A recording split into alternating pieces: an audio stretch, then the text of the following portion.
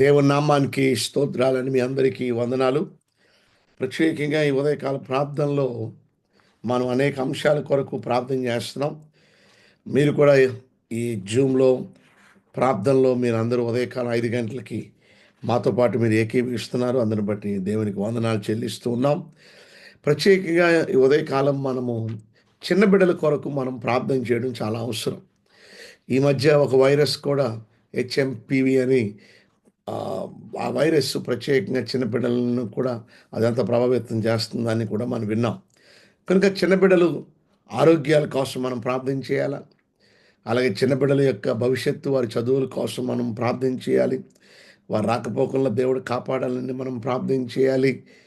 అయితే ఇవి మాత్రమే కాకుండా చిన్న బిడ్డల కొరకు మనము ఏ రీతిగా ప్రార్థన చేయాలో ఈరోజు మనం దేవుని వాక్యం ద్వారా మనం విందాం.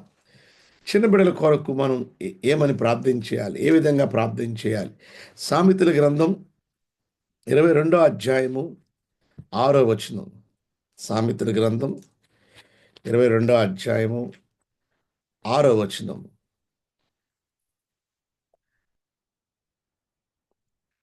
ప్రతి ఒక్కరూ కూడా మీ చేతుల్లోకి బైబిల్ తీసుకోండి. బైబిల్ మన చేతిలో ఉండడం మనకెంతో దీవెన. సో ఒకసారి సామెతల గ్రంథం 22వ అధ్యాయం 6వ వచనం. బాలుడు నడవవలసిన త్రోవను వానికి నేర్పుము, వాడు పెద్దవాడైనప్పుడు దాని నుండి తొలగిపోడు. కనుక బాలుడు నడవవలసిన త్రోవను మనం వానికి నేర్పాలి. కనుక ఒక మాటలో చెప్పాలంటే క్రమశిక్షణ, డిసిప్లిన్. చిన్నతనము నుండి మన బిడ్డలకి డిసిప్లిన్ మనం నేర్పడానికి మనం ప్రయత్నం చేయాలి. కనుక మన బిడ్డలు చిన్నతనము నుండి క్రమశిక్షణలో ఎదిగేలాగా, చిన్నతనము నుండి దేవుల్లో ఎదిగేలాగా వారి కోసం మనం ప్రార్థన చేయాలి. రెండవదిగా నేను ప్రతిదీ కూడా వాక్యాలు చూపిస్తాను, వివరించడానికైతే సమయం లేదు. కనుక జస్ట్ మీరు ఆ వాక్యాలు రాసుకోండి, తర్వాత వాటిని మరలా మీరు ధ్యానించండి. మొదటి సమూయేలు గ్రంథం 1వ అధ్యాయము 28వ వచనం. మొదటి సమూయేలు గ్రంథం 1వ అధ్యాయము 28వ వచనం. మన బిడ్డల కొరకు ఇంకే రీతిగా ప్రార్థన చేయాలి. కాబట్టి నేను ఆ బిడ్డను యెహోవాకు ప్రతిష్ఠించుచున్నాను. తాను బ్రతుకు దినములన్నిటిను వాడు యెహోవాకు ప్రతిష్ఠితుడు అని చెప్పాను. అప్పుడు వాడు యెహోవాకు అక్కడనే మ్రొక్కెను. ఇక్కడ ఒక మాట, చాలా అద్భుతమైన మాట మనకి ఇక్కడ కనపడుతుంది. అప్పుడు వాడు అంటే ఎవడు? ఇతని పేరు సమూయేలు. అప్పుడు ఆయన వయసు ఆ చిన్న బిడ్డకి 5 సంవత్సరాలు. ఆ 5 సంవత్సరాల బిడ్డ యెహోవాకు అక్కడనే మ్రొక్కెను. అంటే ఆ చిన్న తనములోనే 5వ సంవత్సరంలోనే అతడు దేవుణ్ణి ఆరాధిస్తున్నాడు, దేవుణ్ణి స్తుతిస్తున్నాడు, ప్రార్థన చేస్తున్నాడు. కనుక రెండవదిగా మన బిడ్డలు చిన్నతనము నుండి ప్రార్థనలో ఎదగాలని మనం ప్రార్థన చేయాలి.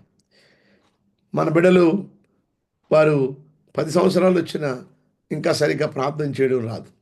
కనుక మన బిడ్డలు చిన్నతనం నుండి సమూయేలు వలె ప్రార్థనలో ఎదగాలని, అలాగే మూడోది అదే వచనంలో దేవుని కొరకు జీవించాలని, దేవుని కొరకు బ్రతకాలని మనం ప్రార్థన చేయాలి. చూడండి, చిన్న వయసులో సమూయేలు దేవుని కొరకు బ్రతికాడు.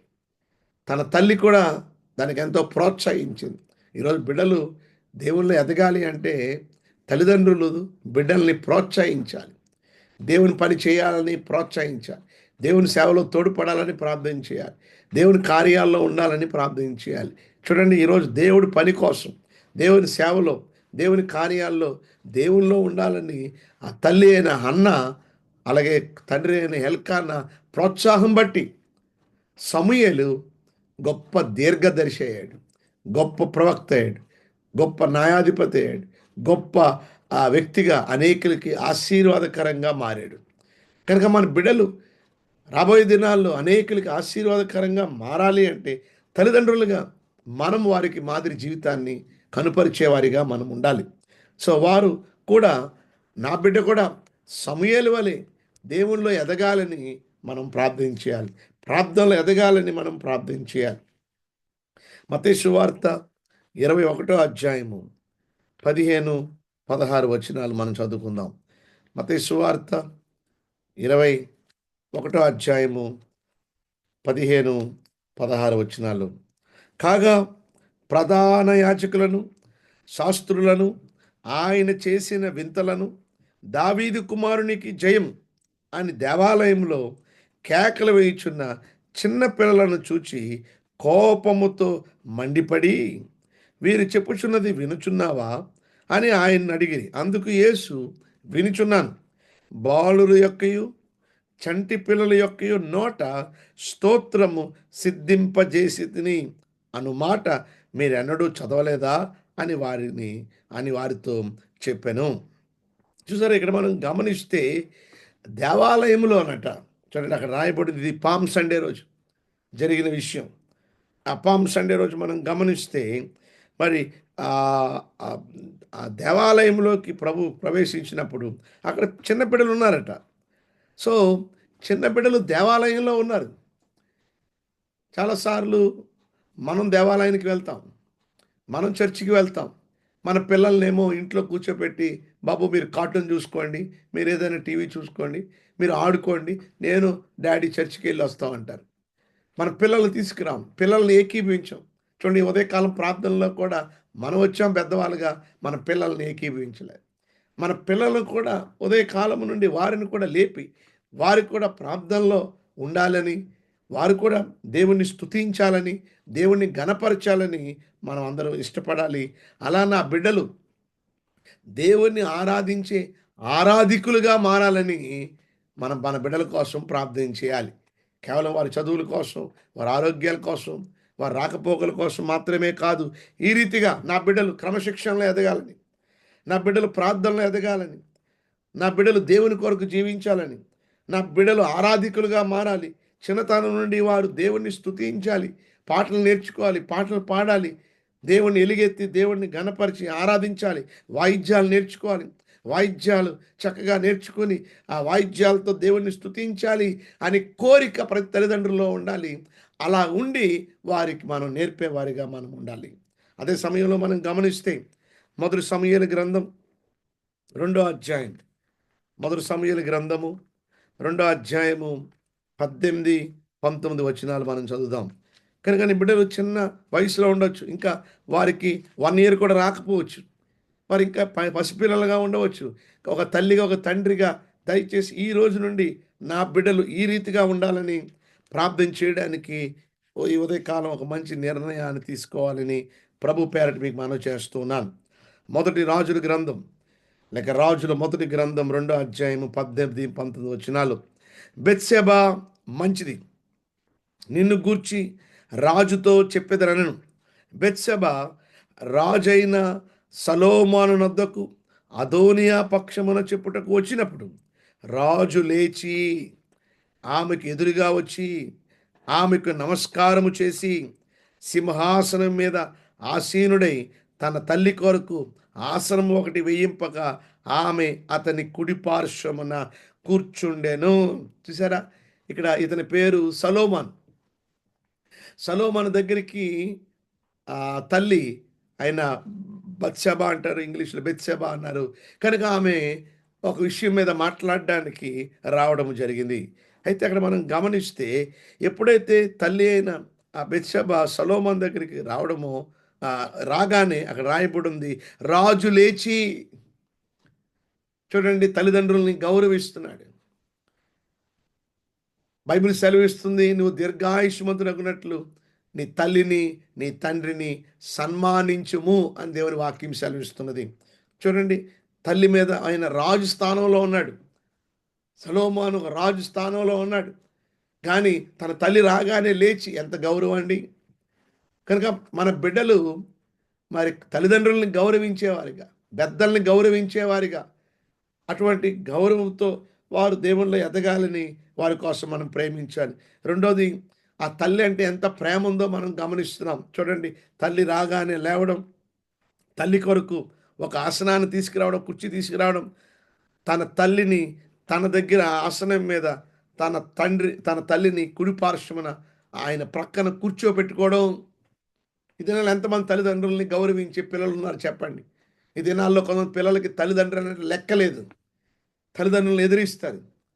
మీకేం తెలీదులే, నేనేదో పెద్ద చదువుకున్నాను అని తల్లిదండ్రులను ఎదిరిస్తూ, తల్లిదండ్రులకి అగౌరవంగా మాట్లాడే వాళ్ళున్నారు. ఎదిరించే వాళ్ళున్నారు. తండ్రి అంటే భయం లేదు. తల్లి అంటే భయం లేదు. కనుక నా బిడ్డలు అలా ఉండకూడదు. నా బిడ్డలు నన్ను, అలాగే పెద్దల్ని, అందరినీ గౌరవించేలాగా, అలాగ గౌరవప్రదంగా వారు బ్రతకాలి. అందరినీ గౌరవంగా చూడాలని, ఆ మంచి ఆ జ్ఞానాన్ని దేవుడు నా బిడ్డలకి ఇవ్వాలని యాస్ ఏ ఫాదర్‌గా, యాస్ ఏ మదర్‌గా మనం ప్రార్థన చేయాలి. అంతేకాదు, మొదటి రాజుల గ్రంథం 18వ అధ్యాయము 12వ వచనం. మొదటి రాజుల గ్రంథం 18వ అధ్యాయము 12వ వచనాన్ని మనం గమనిస్తే ఇక్కడ మనొక వ్యక్తి కనపడుతున్నాడు. ఇతని పేరు ఓబద్యా.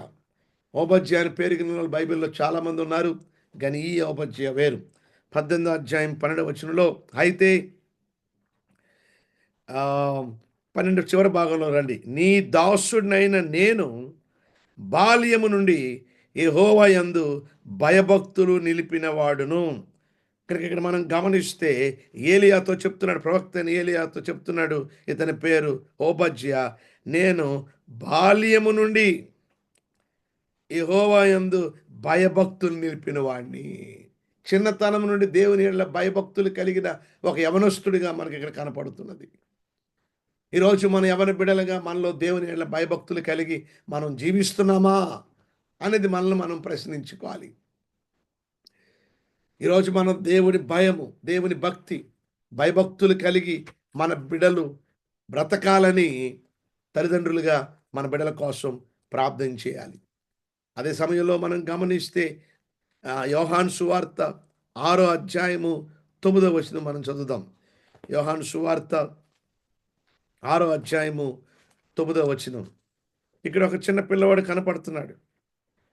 యేసు ప్రభువారు అక్కడ వాక్యం చెప్పాడు.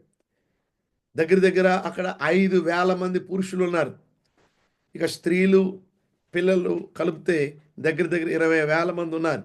కానీ 9వ వచనంలో మనం గమనిస్తే ఇక్కడ ఉన్న ఒక చిన్నవాని యొద్ద, అండర్లైన్ చేసుకోండి, చిన్నవాడు. ఆ చిన్నవాని యొద్ద 5 యవ్వల రొట్టెలు 2 చేపలు ఉన్నవి గాని ఇంతమందికి ఇవి ఏమాత్రమని ఆయనతో అనగా, కనుక తల్లిగారు మరి యేసు ప్రభు మరి దీర్ఘ ప్రసంగికుడు గనుక ఎక్కువ సమయం నువ్వు ఉండవలసి వస్తుంది. బాబు నీకు ఆకలేస్తే ఇదిగో అప్పుడప్పుడు ఈ రొట్టెలు తిను అని ఆ రొట్టెలు నంచుకోవడానికి చేపలను పెట్టి ఆ 5 రొట్టెలు, 2 చేపలు ఇచ్చి పంపించింది. కానీ ఆ చిన్నపిల్లోడు దేవుని వాక్యంలో నిమగ్నం అయిపోయి కనీసం సాయంత్రం వరకు కూడా బాక్స్ ఓపెన్ చేయలేదు. కనుక మన బిడ్డలు దేవుని వాక్యాన్ని ప్రేమించే వారిగా ఉండాలని ప్రార్థించేయండి. ఈరోజు ఎంతమంది యవనస్తులు నోట్స్ రాసుకుంటున్నారు? ఎంతమంది బిడ్డల దగ్గర ఒక నోట్స్ ఉంది? తల్లిదండ్రులుగా మీరు రాస్తున్నారు నోట్స్. మీరు వాక్యాన్ని చదువుకుంటున్నారు. కానీ మీ బిడ్డలు వాక్యాన్ని చదువుకుంటున్నారా? కొంతమంది యవనస్తులు చర్చికి బైబిల్ కూడా తీసుకురారు. బైబిల్ తల్లి మోసుకురావాలి. కనుక దయచేసి మన బిడ్డలు అలా ఉండకూడదు.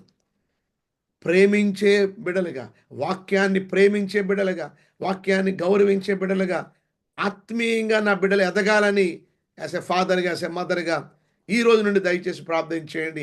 మీ ప్రార్థన మీ బిడ్డల యొక్క భవిష్యత్తు, మీ బిడ్డల యొక్క ఆత్మీయ జీవితంలో గొప్ప మార్పులు తప్పక దేవుడు తీసుకొస్తాడు. కనుక ఇక్కడ మనం గమనిస్తే ఈ చిన్న బిడ్డ, అతడు దేవుని వాక్యాన్ని ప్రేమించి కనీసం బాక్స్ ఓపెన్ చేయలేదు. అంత మాత్రమే కాకుండా అక్కడ మనం శిష్యుల దగ్గరికి ఆ చిన్న బిడ్డ ఆంధ్రేయ దగ్గరికి వెళ్ళి ఆ ఆంధ్రేయకి తన దగ్గర ఉన్న ఆ 5 రొట్టెలు, ఆ 2 చేపల్ని ఆ శిష్యుడికి ఇవ్వడం జరిగింది. అవి తీసుకుని వెళ్ళి యేసు ప్రభు చేతిలో పెట్టగానే ఆ 5 రొట్టెలు 2 చేపలను దేవుడు బ్లెస్ చేసి 5,000 మంది పురుషులు తినడానికి దేవుడు ఒక అద్భుత కార్యాన్ని జరిగించాడు. ఈరోజు మనం చిన్నతనము నుండి మన బిడ్డలు దేవునికి ఇవ్వడం నేర్పాలి. చిన్నతనం నుండి బిడ్డలు దాతృత్వం కలిగి దేవుని కార్యాలను వెదజల్లే వారిగా ఉండాలని ప్రార్థించాలి. ఆ విధంగా దేవుడికి ఇవ్వడం మన చిన్నతనం నుండి నేర్పాలి.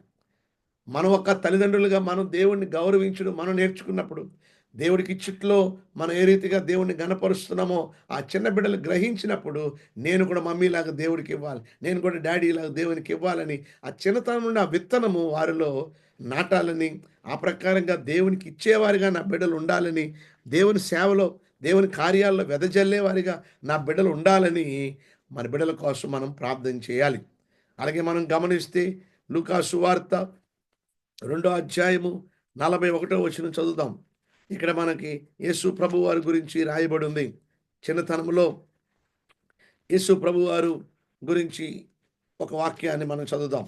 చూడండి, లూకా సువార్త 2 అధ్యాయము 41 మరి ప్రత్యేకంగా తల్లిదండ్రులు తన బిడ్డనైన యేసయ్యని తీసుకుని యెరూషలేముకి వారు వెళ్ళినట్టుగా మనం చూస్తున్నాం. తప్పక మన బిడ్డల్ని ఇంట్లో కూర్చోపెట్టి రాకండి.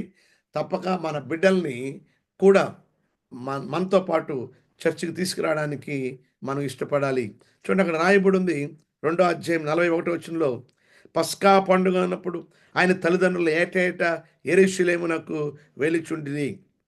అయితే 46 3 దినములైన తర్వాత ఆయన దేవాలయంలో బోధకుల మధ్య కూర్చుండి వారి మాటలను ఆలకించుచు వారిని ప్రశ్నలు అడుగుచూ ఉండగా చూచిరి. ఆయన మాటలు వినిన వారందరూ ఆయన ప్రజ్ఞకును ప్రత్యుత్తరములకును విస్మయముందిరి. ఆయన తల్లిదండ్రులు ఆయనను చూచి మిక్కిలి ఆశ్చర్యపడిరి. చూసారా, చిన్న వయసులో యేసయ్య లేఖనాలు తీసి, పాత నిబంధనలో ఉన్న లేఖనాలు తీసి అక్కడున్న శాస్త్రులతో, అక్కడున్న పెద్దవారితో, అక్కడున్న జ్ఞానులతో మాట్లాడడం మనం చూస్తున్నాం. గనుక మన బిడ్డలు చిన్నతనం నుండి దేవుని వాక్యంలో వారు తర్ఫీదయ్యేలాగా ప్రార్థించేయండి. బైబిల్లో ఉన్న 66 పుస్తకాల్లో ఉన్న విషయాలు వారు గ్రహించాలని, వారు తెలుసుకోవాలని, ఆ విధంగా దేవుని వాక్యంలో లోతులోకి వారు ఎదగాలని వారి కోసం మనం ప్రార్థన చేయాలి. అదే సమయంలో లూకా సువార్త 2 అధ్యాయము చూడండి 51 మనం గమనిస్తే అక్కడ రాయబడి ఉంది యేసయ్య గురించి. అంతటా ఆయన వారితో కూడా బయలుదేరి నజరేతునకు వచ్చి వారికి లోబడి ఉండెను. చూడండి, యేసు ప్రభువారు ఆ చిన్న వయసులో తల్లిదండ్రులకు లోబడినట్టుగా మనం చూస్తున్నాం. ఈ దినాల్లో ఎంతమంది తల్లిదండ్రులకి బిడ్డలు లోబడుతున్నారు చెప్పండి? తల్లిదండ్రులే బిడ్డలకి లోబడవలసి వస్తుంది. తల్లిదండ్రులే బిడ్డల మాటలు వినవలసి వస్తుంది. కనుక బిడ్డలు తల్లిదండ్రుల మాట వినాలి. బిడ్డలు తల్లిదండ్రులకి లోబడాలి. వారిచ్చే హెచ్చరికలు, వారిచ్చే ఆ జ్ఞానయుక్తమైన ఆలోచనలు వారు తీసుకునేవారిగా ఉండాలి. తిరుగుబాటు చేసేవారిగా ఉండకూడదు, ఎదిరించేవారిగా ఉండకూడదు. నా ఇష్టం, నేను ఎలా అనుకున్నా అలా చేస్తానని అలా తిరుగుబోతులుగా ఉండకూడదు. కనుక మన బిడ్డలు తల్లిదండ్రులకు లోబడేవారిగా, పెద్దలకు లోబడేవారిగా ఉండాలని మనం వారి కోసం ప్రార్థన చేయాలి. అంతేకాదు 52 యేసు జ్ఞానమందును వయసునందును దేవుని దయందును మనుషుల దయందును వర్ధిల్లుచుండెను. కనుక యాజ్ ఎ ఫాదర్గా, యాజ్ ఎ మదర్గా మన బిడ్డలు వర్ధిల్లాలని ప్రార్థన చేయాలి.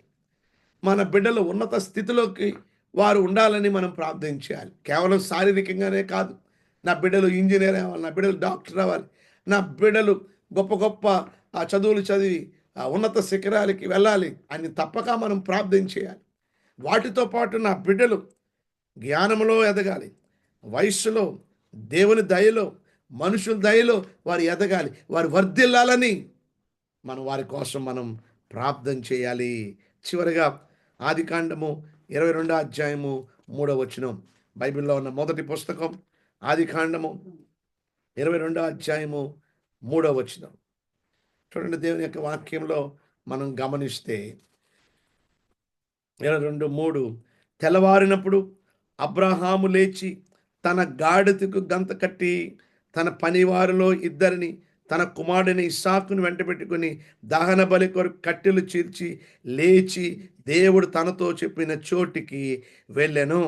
చూడండి, అక్కడ రాయబడి ఉంది తెల్లవారినప్పుడు అబ్రహాము లేచి. కనుక ఒక విషయానికి మనకు అర్థమవుతుంది ఏమిటది? దేవుడు అబ్రహామును పరిశోధించాడు. దేవుడు ఎవరిని శోధించడు, ఎవరిని టెంప్ట్ చేయడు దేవుడు, కానీ దేవుడు పరీక్షిస్తాడు, దేవుడు పరిశోధిస్తాడు. ఇక్కడ అబ్రహాము విశ్వాసానికి పరీక్ష. కనుక అబ్రహాముతో దేవుడు అంటే నీకున్న ఏకైక కుమారుడు, నీకు ఒక్కడైన నీ కుమారుడిని నువ్వు బాగా ప్రేమిస్తున్న ఇస్సాకును తీసుకొని మొరియా దేశానికి వెళ్ళి అక్కడ నేను చెప్పబో పర్వతం మీద ఒక దాని మీద దహన బలిగా అర్పించమని చెప్పాడు. అయితే ఇక్కడ మనం గమనిస్తే అబ్రహాము తెల్లవారినప్పుడు, అంటే అబ్రహాం ఎప్పుడు లేచాడట? కానీ ఒక విషయాన్ని మర్చిపోకండి, అబ్రహాంతో పాటు ఎవరు లేచారు? ఇస్సాకు కూడా లేచాడు.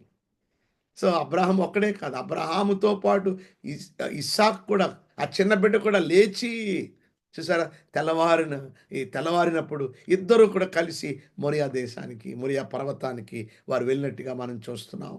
అయితే అక్కడ మనం గమనిస్తే చూడండి, దారిలో బిడ్డ అడిగాడు, నాన్న మరి కట్టెలు ఉన్నాయి, పొలాలు ఉన్నాయి, మరి దాన్ని ఏమంటారు, అన్నీ ఉన్నాయి. చూడండి అక్కడ రాయబడి ఉంది 6వ వచనంలో, దహన బలి కట్టెలు తీసుకుని తన కుమారుడికి ఇస్సాకు మీద పెట్టి తన చేతిలో నిప్పును కత్తిని పట్టుకుని పోయాను. వారిద్దరు కూడి వెలుచుండగా ఇస్సాకు తన తండ్రిని అబ్రహాంతో నా తండ్రి అని పిలిచాను. అందుకు అతను ఏమి నా కుమారుడు అని. అప్పుడు అతను నిప్పును కట్టెలు ఉన్నవి కానీ దహన బలి గొర్రెపిల్ల ఏది అని అడగ్గా, అబ్రహాం కుమారుడ, దేవుడే దహన బలికి గొర్రెపిల్లను చూచుకున్నని చెప్పాను. అయితే మనం గమనిస్తే 9వ వచనం, అలాగు వారిద్దరు కూడి వెళ్ళి దేవుడు అతనితో చెప్పిన చోటికి వచ్చినప్పుడు అబ్రహాము అక్కడ బలిపీఠమును కట్టి కట్టెలు చక్కగా పేర్చి తన కుమారుడుకు ఇస్సాకును బంధించి ఆ పీఠం పైన ఉన్న కట్టెల మీద ఉంచెను. చూసారా, ఇక్కడ మనం గమనిస్తే గొర్రెపిల్లేది నాన్న అంటే దేవుడే చూసుకుంటాడని చెప్పాడు. కానీ అబ్రహాం చివరికి ఏం చేశాడు చెప్పండి? ఆ బలిపీఠాన్ని కట్టి తన బిడ్డని బంధించి తాళ్ళతో కట్టి దేవుడికి బలి ఇవ్వడానికి సిద్ధపడ్డాడు. కనుక అక్కడ బంధిస్తున్నప్పుడు ఇస్సాకు ఏం చేయాలి? అక్కడి నుంచి పారిపోవచ్చు. ఎందుకంటే అప్పటికి అబ్రహాం వయసు ఒక 117, 118 సంవత్సరాలు ఉండొచ్చు. మరి అప్పుడు ఇస్సాక్‌కి ఎన్ని సంవత్సరాలే ఉంటాయి? ఓ 16, 17, 18 సంవత్సరాలు ఉంటాయి. ఒక యవనస్తుడిగా ఉన్నాడు. అబ్రహాం వృద్ధుడిగా ఉన్నాడు. కనుక ఇస్సాకు ఏం చేయొచ్చు చెప్పండి? అక్కడి నుండి పారిపోతే అబ్రహాం పట్టుకునేవాడు కాదు. లేకపోతే అబ్రహాంతో ఇస్సాకు అనొచ్చు, నాన్న దేవుడికి బలి ఇమ్మన్నాక నువ్వు నువ్వు పండుకొని నేను దేవుడికి బలి ఇచ్చేస్తానని ఆయన్ని బంధించేయవచ్చు. ఆయన పారిపోవచ్చు. కానీ ఇస్సాకు ఇష్టపూర్వకంగానే తండ్రి మాటకి లోబడి తన జీవితాన్ని యవన వయసులోనే దేవునికి అంకితం చేసుకోవడానికి, దేవుడికి సమర్పించుకోవడానికి ఇష్టపూర్వకంగా అతడు బంధిస్తుంటే మౌనంగా అక్కడ నిలబడిపోయాడు, సిద్ధపడిపోయాడు. ఇస్సాకు మన ప్రభు అయిన యేసుక్రీస్తుకు కూడా సాదృశ్యంగా ఉన్నాడు. ఇస్సాకు వలె యేసు ప్రభు వారు మౌనమై ఆయన మన కొరకు బలైనట్టుగా మనం చూస్తున్నాం. అయితే ఈరోజు నా అంశము, ఇస్సాకు తన యవ్వన వయసులోనే తన్ను తాను దేవునికి సమర్పించుకున్నాడు. సజీవ యాగంగా తన జీవితాన్ని దేవునికి ఇవ్వడానికి ఇష్టపడ్డాడు. ఈరోజు మన బిడ్డలు కూడా చిన్నతనం నుండే దేవునికి సమర్పించుకునే బిడ్డలుగా ఉండాలని మనం అందరము కూడా ప్రార్థన చేయాలి. ఇవ్వండి, ప్రత్యేకంగా మన బిడ్డల కోసం మనం ప్రార్థన చేసే విధానం. కనుక ఏదో ఏదో ఫార్మాలిటీగా నా బిడ్డలను దీవించు, నా బిడ్డలను ఆశీర్వదించు, నా బిడ్డల చదువులు తోడుగా ఉండండి, వారికి మంచి ఆరోగ్యం ఇవ్వండి, ఇవి మాత్రమే కాదండి. వారి కోసం ప్రార్థన చేయండి. క్రమశిక్షణలో ఎదిగేలాగా, ప్రార్థనలో ఎదిగేలాగా, ప్రభు కొరకు జీవించేలాగా, దేవుని స్తుతించి ఆరాధికులుగా నా బిడ్డలు మారాలని, పెద్దల్ని తల్లిదండ్రుల్ని గౌరవించి సన్మానించే బిడ్డలుగా నా బిడ్డలు ఉండాలని, వారు దేవుని భయభక్తుల్లో ఎదగాలని, వారు క్రమములో దేవుని మందిరానికి మానకుండా రావాలని, చిన్నతనం నుండి దేవుడికి ఇవ్వడంలో వారు నమ్మకంగా ఉండాలని, దేవుని వాక్యంలో వారు తరిఫిదై దేవుని వాక్యంలో వారు ఎదగాలని, తల్లిదండ్రులకి పెద్దలకి లోబడేవారిగా నా బిడ్డలు ఉండాలని, జ్ఞానంలో, వయస్సులో, దేవుని దయలో, మనుషుల దయలో వారు వర్ధిల్లాలని, అదే సమయంలో చిన్నతనంలోనే వారి జీవితాన్ని దేవుడికి సరెండర్ చేసుకొని సజీవ యాగంగా దేవుని కొరకే బ్రతకాలని వారి కోసం మనము ప్రార్థన చేయాలి. ఈ రోజు నుండి ఈ రీతిగా ప్రార్థన చేయడానికి మనం ఇష్టపడదాం. మీలో ఎవరైనా ఫేస్బుక్ ద్వారా కానీ, యూట్యూబ్ ద్వారా కానీ ఈ వాక్యాలు వింటూ ఉంటే, జూమ్ ద్వారా కానీ మీ యొక్క బిడ్డల యొక్క పేర్లు పంపండి. మీ బిడ్డలకు దేని కొరకు ప్రార్థన చేయాలో వీటితో పాటు ఇంకేమైనా మీరు ప్రార్థన చేయమని మీరేమైనా కోరుకుంటే మీరు దయచేసి టెక్స్ట్ చేయండి. మీకోసం మేము ప్రార్థన చేస్తాం. God bless you. మీ అందరికీ వందనాలు. ప్రార్థన చేసుకుందాం. ప్రభువా మీకు స్తోత్రాలు. ఉదయకాలం మా బిడ్డల కొరకు ఏ రీతిగా ప్రార్థన చేయాలో ఒక తల్లిగా, ఒక తండ్రిగా ఈ రోజు నుండి ఈ రీతిగా మేము ప్రార్థన చేయడానికి మాకు నేర్పండి. ఈ జూమ్‌లో, ఈ ఫేస్‌బుక్ ద్వారా, యూట్యూబ్ ద్వారా ఎవరైతే ఈ వాక్యాన్ని వింటున్నారో వారి కుటుంబాల్ని, వారి బిడ్డలను కూడా ఆత్మీయంగా, శారీరకంగా అన్ని విధాలుగా వారిని అభివృద్ధిపరిచి, ఆశీర్వదించి మీ మెండైన బ్లెస్సింగ్స్ ప్రతి కుటుంబానికి అనుగ్రహించమని, ప్రతి బిడ్డ జీవితంలో ఉన్నతమైన భవిష్యత్తు ఆత్మీయంగా, శారీరకంగా దయచేయమని యేసు నామములో వేడుకొనుచున్నాము తండ్రి. ఆమెన్. ఆమేన్. ఆమేన్. అందరికీ వందనాలండి. God bless you. ఆమెన్.